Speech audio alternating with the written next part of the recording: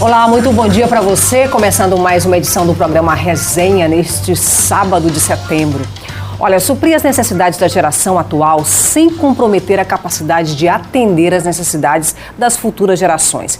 Você sabe o que isso significa?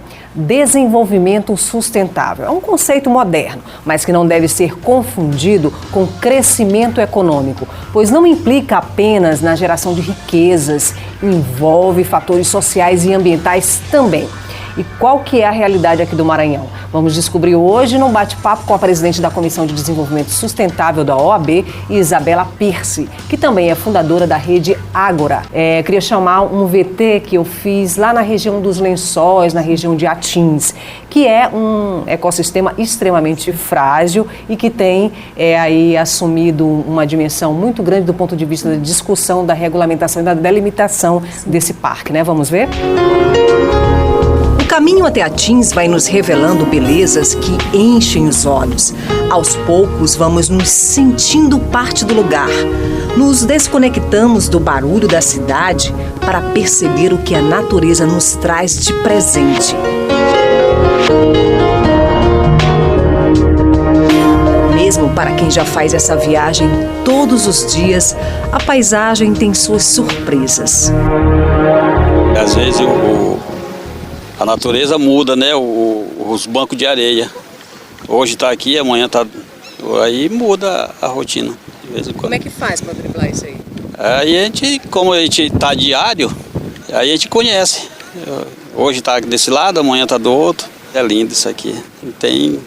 Só o céu que é melhor do que isso.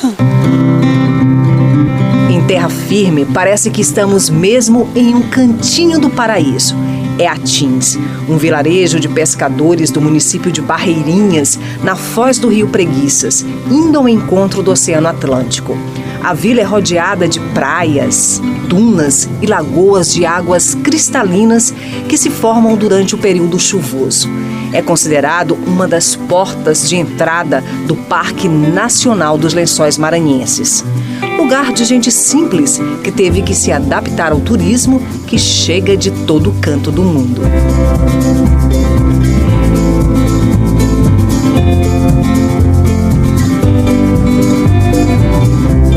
O caminho das águas leva a recantos paradisíacos como este aqui. Nós estamos em Atins, onde acontece o encontro do Rio Preguiças com o mar. Até bem pouco tempo, esse lugar era só dos nativos aqui da região. Só que hoje foi descoberto pelos turistas da Europa, que vêm buscar aqui o que eles não encontram lá.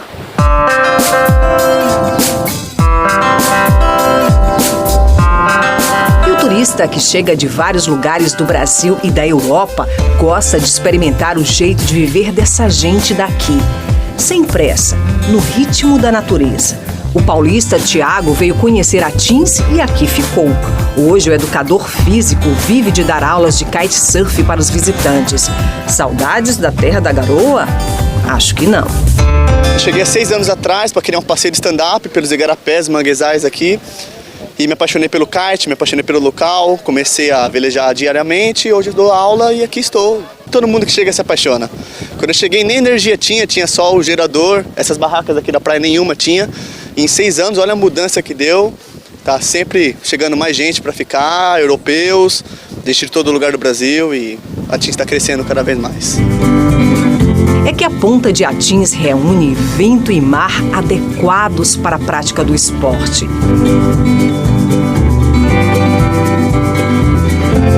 Na Vila de Areia, a vida pacata encanta quem vem de fora. Seu Francisco deixou a atividade de pedreiro e construiu uma nova rota de vida. Hoje é dono de pousada.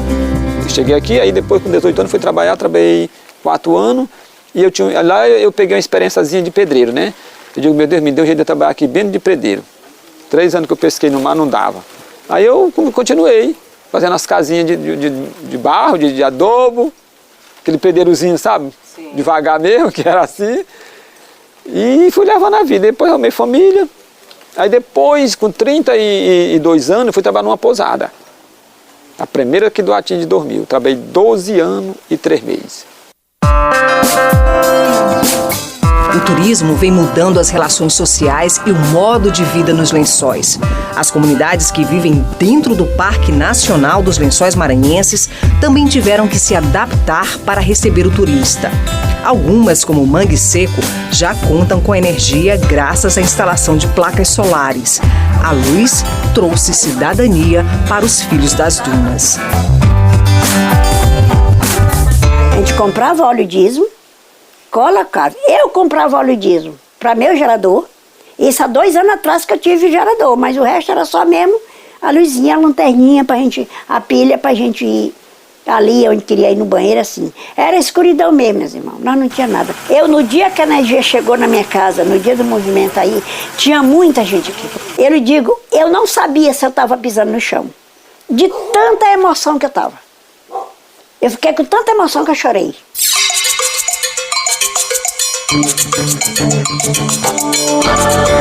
Dona Carminha hoje é dona de restaurante e toca o negócio com a família. Nós temos um foco turístico muito grande, né? E aí eu pensei em colocar um restaurante aqui no meio da comunidade para mostrar nossa cultura, né? Então, e também por causa da lagoa, que é muito conhecida, essa lagoa próxima aqui fica muito bonita, mês de junho até o mês de dezembro. E agora sem chuva ela tá seca, tá, né? Seca. Agora que vai começar a encher, né? Sim, sim. Mas é uma lagoa que atrai muitos turistas. Te faço um convite. É que quem se dispõe à aventura nos Lençóis precisa conhecê-lo também a partir do ponto de vista de quem mora por aqui. Eles são guardiões de um tesouro e sabem disso. Para mim, não tem coisa igual aqui. Eu tive conversa com muitas pessoas que vêm de fora e eles falaram que aqui não tem coisa igual aqui, porque a gente vê uma natureza realmente saudável, um vento não tem comparação, a gente vê duna, a gente vê a vegetação toda. Então eu particularmente não tenho como fugir da história, né? Dizer que eu tenho vontade de sair para outro lugar, não. Maior do que o estado de São Paulo, os Lençóis guardam um ecossistema extremamente frágil, onde a natureza dita todas as regras de acordo com o período do ano. É nesse deserto mágico que muitas famílias sobrevivem. É que seja morador dessas dunas ou um viajante de qualquer lugar do mundo, não há quem não se encante com essas formas, com o bailar da areia, com as lagoas, com o vai e vem e o perfeito desenho que a natureza traça neste lugar e no coração da gente. São muitas questões envolvidas em um único ambiente, não é isso? Isso é pensar o desenvolvimento sustentável. Talvez a gente ainda não tenha parado para debater de fato os lençóis do ponto de vista do que de fato é o conceito de desenvolvimento sustentável. Exato. Bom, primeiramente, muito obrigada por estar aqui tendo essa conversa com vocês. Os Lençóis Maranhenses, como você bem falou, são um exemplo perfeito do que pode ser o desenvolvimento sustentável, né? Que é a união entre a demanda de desenvolvimento. A demanda de desenvolvimento envolve nós termos um desenvolvimento econômico e social, então não é só crescimento econômico, sim, como você bem falou, até envolve crescimento econômico para regiões muito pobres, que precisam, sim, ter uma economia mais pujante para poder o Estado até ter arrecadação tributária, investir em saúde, educação, para a população ter trabalho, renda, mas não basta isso.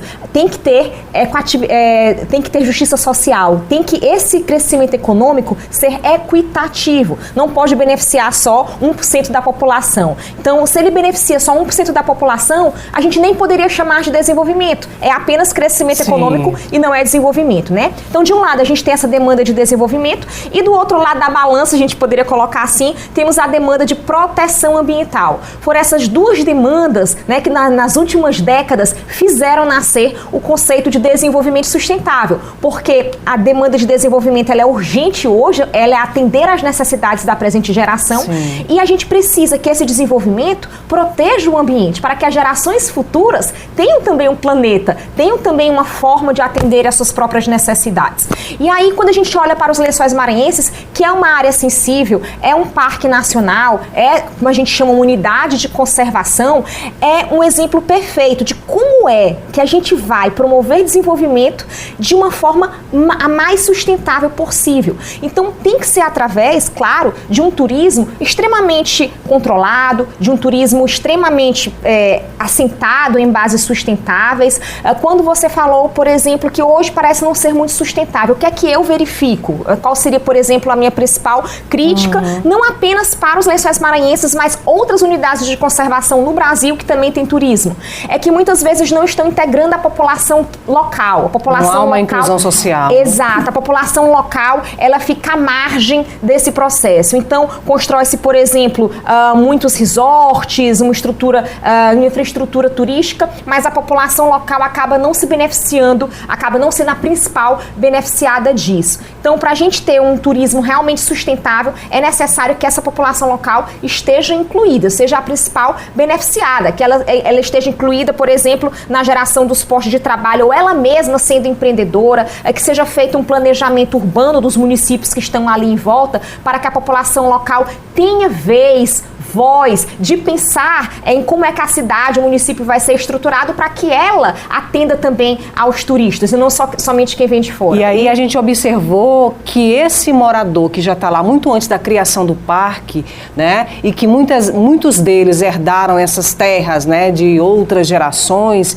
eles não estão incluídos dentro dessa noção de crescimento econômico via turismo, né? Eles nasceram na região, conhece todos os segredos daquela região e hoje estão sendo, em detrimento de um dito evolução, uma tecnologia, uma pressão de desenvolvimento financeiro, eles estão sendo proibidos de viver na sua área. A própria população local, que vive lá já há décadas, assim, por tempo determinado, ela é contra, por exemplo, o uso de UTVs, que são veículos de alta velocidade que conseguem passar pelas dunas. Por quê? Quem aqui utiliza esses UTVs? São geralmente pessoas muito ricas, às vezes até artistas, o piloto Nelson Piquet, por exemplo, que tem casas de veraneio, aluga uma casa de veraneio e vai com esses UTVs fazer corrida, né, nas dunas. Então, esse tipo de turismo não está trazendo postos de trabalho para a população local, não está consumindo nenhum produto feito ali pela população local e, na verdade, os UTVs até representam uma fonte de insegurança, né, para aquela população local. Então, elas estão numa tentativa, num pedido, né, para barrar a utilização desses UTVs, o que está chocando com o interesse de pessoas que vêm para cá só para fazer esse tipo de turismo de eu quero o parque para mim, mas não quero deixar nada meu para o parque, né? Exploração simplesmente. É simplesmente uma exploração, não é desenvolvimento e nem muito menos desenvolvimento sustentável, né? Desde a década de 80, né, a gente tem a lei que criou o parque, então ele já é muito bem delimitado. No início dos anos 2000, a gente teve o plano de manejo que diz o que é que pode e não pode ser feito dentro do parque, na sua zona de amortecimento. Tem uma fiscalização bem rigorosa, né? Se acontece algum caso é porque está além, né, da fiscalização. E o que às vezes tem muito problema é em relação às pessoas que já moravam dentro do parque. Quando ele foi criado, como você bem falou, essas pessoas elas têm o direito de continuar morando ali, porque a habitação delas é prévia à criação do parque, mas também há um problema em relação às áreas que estão na zona de amortecimento, que a zona de amortecimento é como se fosse a zona periférica, né? O entorno do parque, né? Exato. Que precisa também ser protegida. Que precisa também ser protegida. Pela lei, até existe um regime de proteção dessas zonas de amortecimento, mas não é tão controlado como é dentro do parque, claro. Então, o que eu tenho visto muito é a população local atuando como guardiã, querendo proteger essas zonas de amortecimento, né? E querendo proteger, por exemplo, de uma exploração desenfreada. Então, está acontecendo muitos conflitos hoje em toda a área ali dos Lençóis Maranhenses. É por isso, a população local, querendo ser incluída, a população local não é contra o turismo, eles querem o turismo, mas eles querem ser protagonistas desse turismo e querem que esse turismo seja sustentável, no sentido da zona de amortecimento ser também protegida, no sentido inclusive de se criar novas unidades de conservação em áreas que ainda não estão delimitadas ali na zona de amortecimento, porque criando uma nova unidade de conservação você consegue um regime protetivo ainda maior, não é? Que importância que tem esse zoneamento para você definir áreas que são potencialmente, né, econômicas, mas que você tem essas áreas ecológicas e que precisam de proteção? Basicamente basicamente a gente pega o mapa do Maranhão ou de qualquer estado que tem o seu zoneamento e a gente vai delimitar as áreas que têm uso prioritário para fins econômicos, né? Para, por exemplo, que nós possamos desenvolver indústrias, para que nós possamos ter uma expansão urbana, e aquelas outras áreas que o fim é mais prioritário para a preservação. Não significa que nas áreas, por exemplo, que a gente tem uso incentivado de atividades econômicas, que a gente não vai ter uma unidade de conservação ali. Sim. Pode ter, mas na macro escala, aquela área tem prioridade para atividades econômicas, né? E às vezes já pode até dizer que tipo de atividades econômicas são prioritárias para aquela área. Exploradas ali. Exato. E aí para outra a gente já identifica outros tipos de atividades econômicas. Inclusive, aquelas áreas que são prioritárias para a preservação, não significa que elas vão ficar intactas. Elas podem ter atividades econômicas, mas é uma atividade econômica mais sustentável, digamos assim, como um turismo sustentável, que não vai precisar desmatar. E numa escala menor, a gente tem um outro tipo de zoneamento que se chama plano diretor, é nas cidades. Então, o plano diretor nada mais é do que, numa escala menor, aquilo que a gente faz no zoneamento ecológico econômico. Pois é, que inclusive São Luís precisa evoluir para isso, né? Para ter seu plano diretor. Precisa sair plano diretor. A gente vai fazer um rápido intervalo e volta já já com essa boa discussão aí sobre desenvolvimento sustentável. Voltamos com o programa Resenha. A gente conversa aqui com a Isabela Pierce, que é da Comissão de Desenvolvimento Sustentável da OAB e também da Rede Ágora, né? Que a gente vai falar um pouquinho o que é essa rede, Isabela. É uma associação cívica em prol dos Objetivos do Desenvolvimento Sustentável. Através da Rede Ágora, a gente desenvolve diversas discussões, às vezes com convidados nacionais, internacionais, para pensar, raciocinar como é que a gente pode trazer soluções locais para objetivos que são globais, que são os objetivos do desenvolvimento sustentável. Mas além da discussão, a gente também realiza diversos projetos e atos concretos. Por exemplo, atos de limpeza de praia, projetos relacionados a resíduos sólidos. A gente está agora com um projeto de bazar solidário, com reaproveitamento das roupas e toda a destinação revertida para outros projetos sociais. Então nós temos o pensar e o agir, é o nosso lema, né? Pensar global e agir local. O Tratado de Quioto, né, o Protocolo de Quioto, ele vem, né, com essa premissa, a ideia dele inicial, de você fazer um protocolo que preservasse o mundo e preservasse o mundo para as futuras gerações também, né? Aqui é exatamente o objetivo desse protocolo, né? Diminuir em aproximadamente 5,2% os gases causadores do efeito estufa lançados na atmosfera de 1990 para cá, né? Entretanto, as metas de redução, elas não são iguais para todos os países. Aí a gente tem países mais industrializados, mais desenvolvidos e os subdesenvolvidos. E isso gerou muita polêmica, né, nessa situação.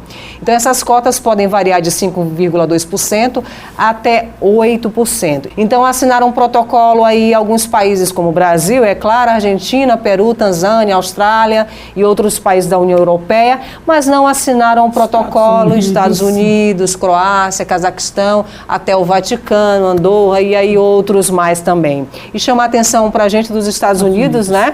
Que assinalaram aí que esse protocolo poderia prejudicar a economia do país e que ele também não era democrático, porque ele não levava em consideração também os países signatários, né, do protocolo. Como é que você vê isso? Para eu falar sobre o protocolo de Quioto, eu queria retroceder um pouquinho na década de 80, foi quando a ciência começou a comprovar que a temperatura do planeta está aumentando em decorrência de atividades humanas. O planeta, durante os seus 4 bilhões de anos, já passou por modificações extremas. A gente já teve, por exemplo, 5 grandes ondas de extensão das espécies no planeta por conta de mudanças na própria atmosfera do planeta.